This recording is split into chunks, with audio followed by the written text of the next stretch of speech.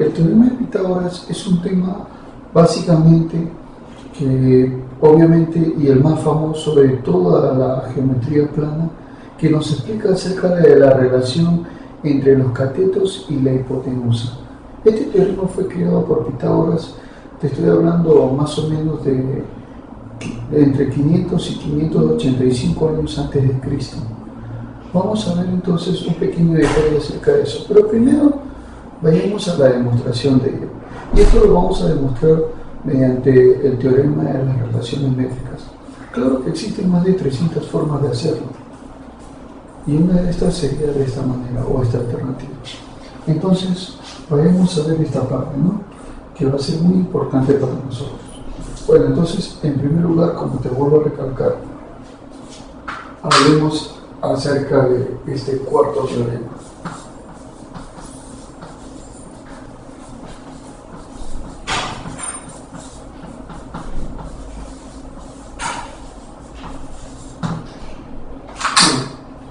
Entonces, en cuanto a lo que ya estamos observando, lo vamos a hacer de acuerdo al primer teorema, al primer caso, en el cual nos hablan acerca de la longitud de un cateto elevado al cuadrado.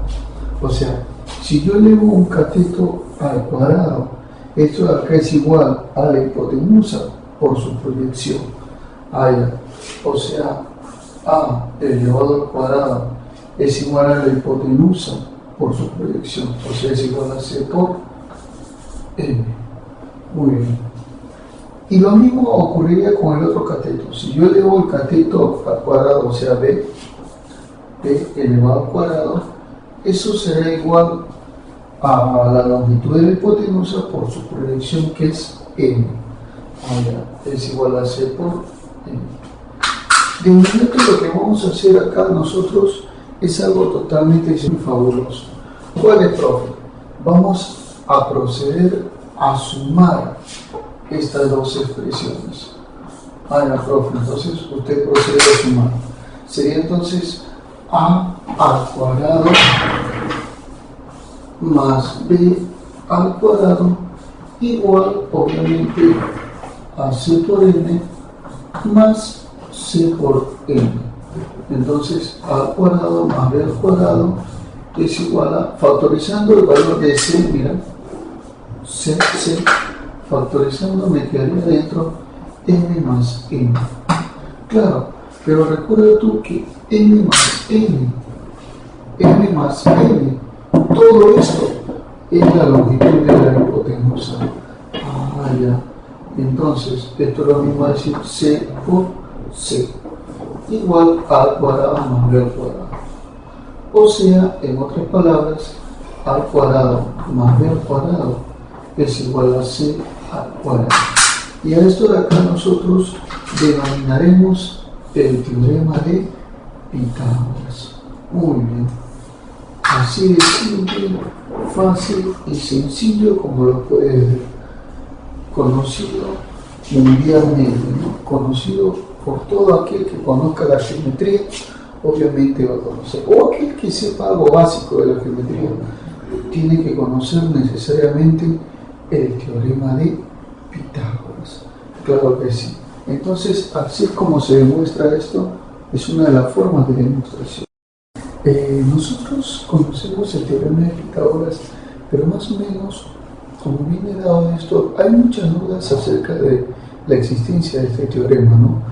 Hay muchos que, por ejemplo, plantean de que realmente Pitágoras no descubrió ese teorema, sino de repente fue uno de sus discípulos.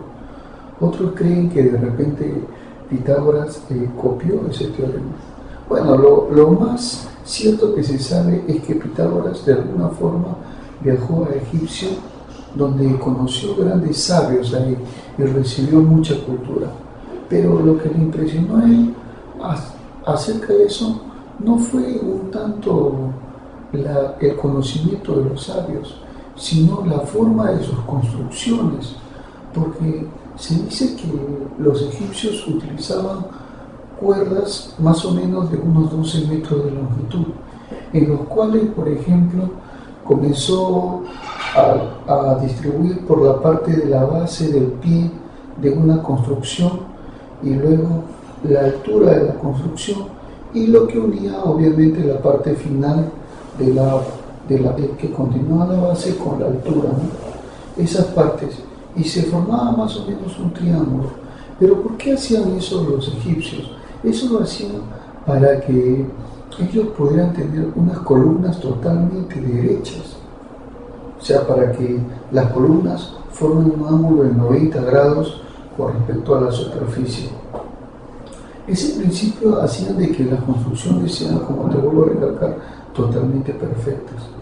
Entonces, él se daba cuenta de eso, ¿no? De que había una relación 3, 4 y 5, y había una relación de 90 grados.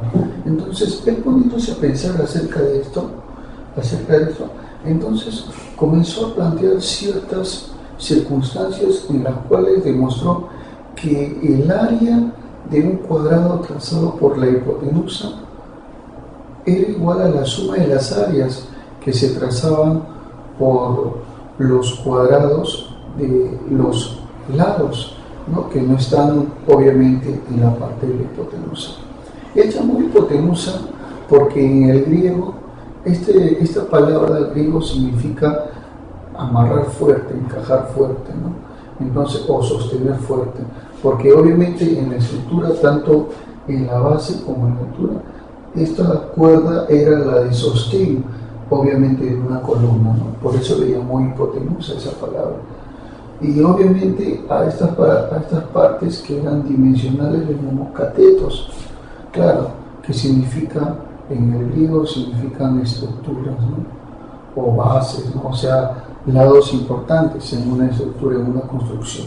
Mejor dicho, las palabras cateto e hipotenusa derivan obviamente de un griego asociados a la construcción, porque así es como se obtuvo. Las primeras aplicaciones obviamente de las matemáticas se han dado en función a lo que son estructuras y construcciones, y no pensar, por ejemplo, como algunos que desconocen de la ciencia y dicen que, por ejemplo, algunas estructuras han sido creadas por los extraterrestres, ¿no? Eso es totalmente imposible, ¿no? O sea, una pirámide perfecta, un extraterrestre la hizo, ¿no?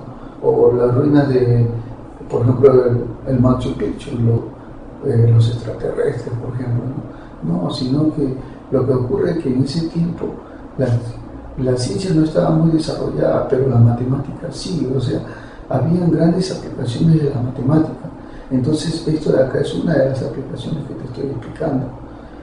En base a ello, entonces, Pitágoras formó varios teoremas, varias condiciones. No es lo único que se sabe de Pitágoras, se sabe mucho más. Por ejemplo, su análisis en la astronomía, ¿no? Acerca de que su escuela pitagórica, ¿no? La secta que él formó acerca del desarrollo de la matemática, la astronomía y la filosofía, decían de que la Tierra no era el centro de todo el universo, sino que la Tierra era un globo que giraba a través de un fuego.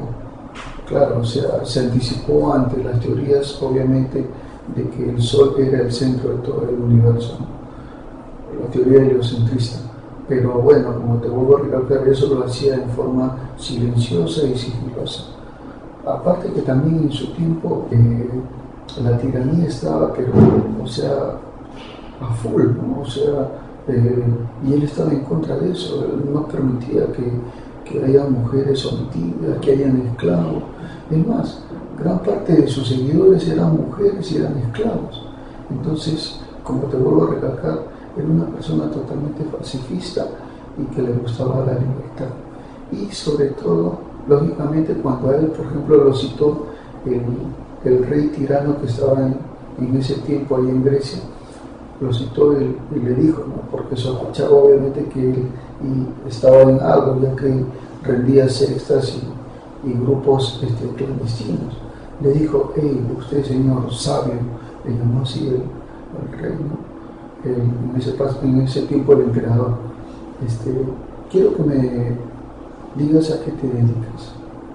Entonces Pitágoras ante él le dijo: bueno, sabio no soy, pero quiero serlo. Es decir, genio tampoco, simplemente soy un filósofo, dijo así. Entonces el filósofo: ¿qué es eso? Porque obviamente la palabra filosofía no existía, él la inventó. Entonces él le dijo, filosofía. Filo significa amor, Sofía es sabiduría, o sea, él tenía amor a la sabiduría. Entonces él le dijo, no, yo soy de esas personas amantes de la sabiduría, me encanta la sabiduría, pero no soy sabio. O sea, era una persona también totalmente humilde. Entonces el rey le dice, a ver, un poquito más acerca de eso. ¿Qué significa la sabiduría? Ya, te voy a explicar de esta manera. Es así. La vida es como una carrera. Es como una carrera en una olimpiada. Hay personas que están corriendo y que les gustan los aplausos y que quieren llegar a la meta y quieren llegar a la gloria. Hay personas que son como los comerciantes que pretenden ganar dinero, ganar cada vez más dinero y punto. Y hay personas como los espectadores que solamente se sientan y observan todo el espectáculo, pero se mantienen obviamente indiferentes ante ganar una carrera o ante ganar dinero. Yo soy ese tipo de persona, algo así. Yo soy el tercer tipo de persona. Yo me siento, admiro la naturaleza, veo la belleza de la naturaleza y sobre todo la belleza de la sabiduría. ¿Te das cuenta? Entonces, Pitágoras, obviamente como gran filósofo que era, nos daba una gran enseñanza, ¿no? Él decía, las personas no envejecen cuando se arrugan, sino envejecen cuando se arrugan las ilusiones que estas personas tienen. Para Pitágoras, las arrugas de una persona eran una señal de la alta vivencia y alta demostración de su experiencia. Pero cuando las personas se demacraban y caían, obviamente cabizbaja, esa persona ya envejeció, por más que tenga temprana edad, ya envejeció. ¿Te das cuenta? Entonces, esas grandes enseñanzas es la que nos ha brindado este gran sabio, para mí, sabio, Pitágoras. Vamos a ver un problemita acerca de este teorema de Pitágoras que es bastante interesante y emocionante para nosotros. Veamos a continuación. Tenemos un problemita entonces en el cual nos dice un triángulo de lados 19, 17 y 10 debe ser convertido en un triángulo rectángulo, nos dice, ¿no? Para lo cual se le debe extraer a cada lado, o sea, nos están pidiendo entonces cuánto yo tengo que extraer a cada lado para que yo pueda convertir, ojo, a ese triángulo en un triángulo rectángulo. Muy bien, vamos a ver lo siguiente entonces. O sea, obviamente el triángulo del cual me están hablando es este. Por ejemplo, un triángulo en el cual un lado son, vamos a ponerle así, 19, 17 y 10. Pero lo que yo voy a hacer es simplemente extraerle una medida a cada uno de ellos. Entonces, a la hora que yo haga eso, extraiga una medida a cada uno de ellos, lo que va a suceder es que se va a formar un triángulo rectángulo. Entonces, profesor, ¿cómo es eso? Claro, por ejemplo, si esto era 19, ahora va a ser 19 menos x. Le voy a quitar una cierta medida. Si esto era 10, ahora sería 10 menos x. Y si esto era 17, 17 menos x, por supuesto. Muy bien, entonces, como podemos observar acá, aplicaremos el famosísimo teorema de Pitágoras, o sea, la suma de los cuadrados de los catetos, 17 menos x al cuadrado más 10 menos x al cuadrado es igual a la longitud del cuadrado de la hipotenusa, o sea, 19 menos x al cuadrado. Eso es lo que podemos observar acá. Bueno, entonces en primera instancia lo que tenemos que hacer acá es desarrollar el binomio. Profe, ¿cómo se desarrolla un binomio al cuadrado?